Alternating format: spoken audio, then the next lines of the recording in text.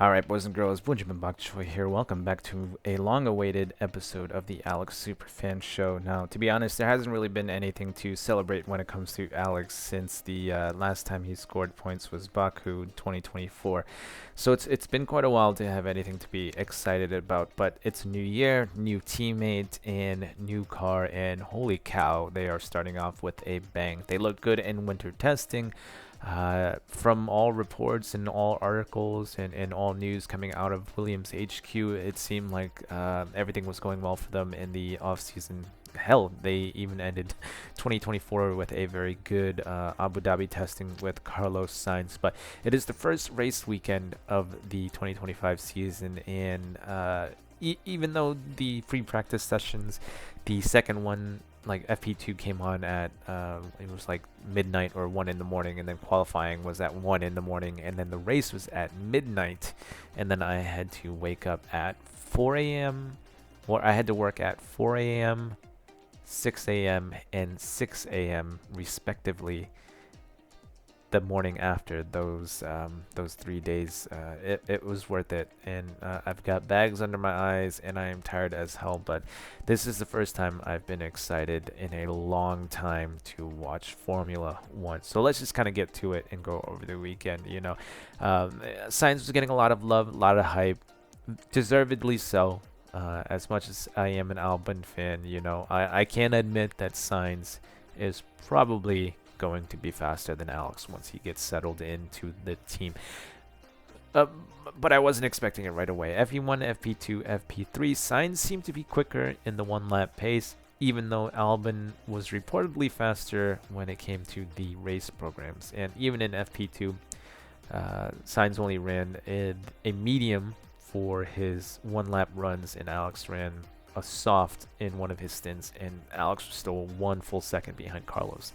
So going into qualifying, I wasn't really super happy or excited to see what was going to happen, but we were surprised a little bit.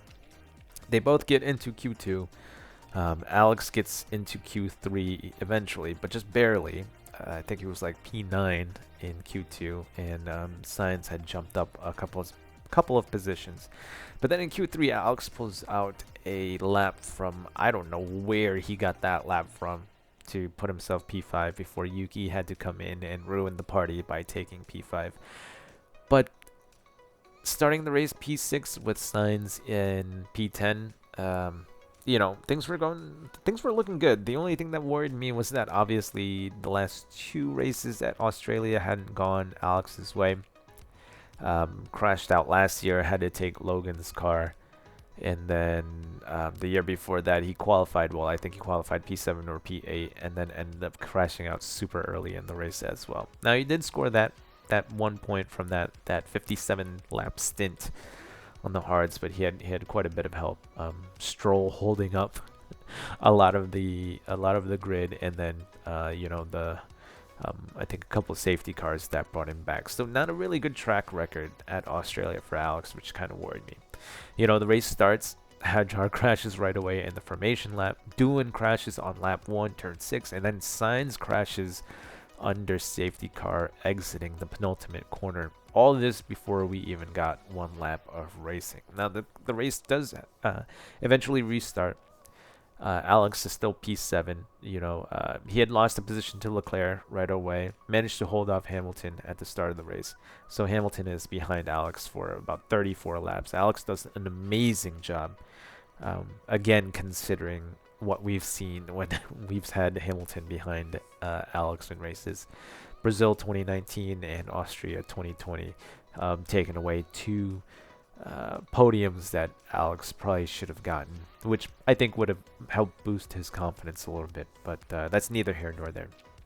So at this point in the race, we've already lost Hadjar, Doohan, and Sainz, and then on lap 34, Alonso goes off. So Alonso was only a second or two behind Gasly, who was only a second or two behind Hamilton, who was only a second or two behind Alex. Now, at this point, for those first 34 laps, Alex was still managing to stay within 2 or 3 seconds of Tsunoda, And then right before Alonso goes off, Alex did manage to get within DRS. So it would have been nice to see if he would have been able to overtake Yuki at that point, but that was never going to happen. So race restarts on lap 41 after pretty much everybody pits for slicks, and at least in the top 10, it's as you were. No positions were changed. But right after this, all the teams were starting to warn about a threat of wet weather coming in, and they're all on slicks. Leclerc has a moment, Tsunoda gets by, and then at this point, Tsunoda, Leclerc, Albon, and Hamilton, they're all within like a second or two of each other, which was a little bit disconcerting to see. Being an Albon fan, when the races get super tight like that, he doesn't usually have the best of luck. Fortunately, a couple laps later on lap 44, both Leclerc and Piastri go off, allowing Albon to jump up to P5. Now this is a very key moment in the race, and Williams does an amazing job. Norris comes in, Russell comes in to pit onto the inters, and then Williams calls Alex in, and I think this was a great call. The rest of the field keeps going. Verstappen, Tsunoda, Hamilton, Leclerc, they all stay on the slicks. But Alex jumps onto the inters and comes out P9. Now Verstappen does end up pitting the lap after that, and then finally 2 laps after Albon pits, the 2 Ferraris and Yuki both come in when Lawson and Bortoleto both crash out on lap 47. So because of this strategy call mistake, Alex manages to jump up to P5. The 2 Ferraris and Yuki, who had pretty much would have been the cars that Alex was sandwiched in between, they all dropped to the bottom of the points or outside the points. Now, unfortunately, this allowed Antonelli to jump up to P5 or P6 behind. Was it P? No, P5 behind Alex, and Albon. I got that wrong. Okay, I'm sorry. Albon is up to P4 once the 2 Ferraris and Yuki come out of the pit lane, and Antonelli is P5. Sorry about that, guys. So Alex is P4, and Antonelli right behind, and obviously the Mercedes is a much better car. Antonelli didn't have a very good qualifying, which saw him at the back of the grid at the race start, and he kind of had a quiet race. Had a little bit of trouble trying to get by Hulkenberg. He got past Hulkenberg, went off. Had to overtake him again, but he had a quiet race, and he managed to sneak up to P5 with a lot of help from the crashes and safety cars, but he drove pretty well today as well, so got to give him credit where credit is due. So the race restarts on lap 51 with Albon in P4. Now he does manage to hold off Antonelli for a couple of laps, but by lap 56, Kimi does eventually get by. For a moment there, Antonelli gets a 5-second penalty, so for a couple of hours, we all thought Albon had officially finished P4, but Mercedes does appeal that call, and they give him the position back. So at the end of the day, finishing P5, best finish for Williams since I believe 2017, where Stroll finishes on the podium. So it's been quite a few lean years for Williams, and glad to see both the team and Alex finally getting back into the heftier portion of the points positions. So what excites me is that after the race, Valls mentions that this was not a track-specific performance, in that the car should be pretty strong in general, and that he expects the car to be performing like this in China next week, where they could come away with a bunch more points. Since it's a sprint weekend, they'll get the sprint race points and the regular race points, so hopefully both cars will do well. Now obviously gutted for Sainz, who went off under the safety car on lap 1, but everybody assumes this is an anomaly, and this is not going to be what we expect to see every race weekend. So again, the car looks very, very good, and for the last couple of years, it's kind of suffered from 3 major issues. The 3 major issues have always been, it's been bad on tires, just chew through tires during the races.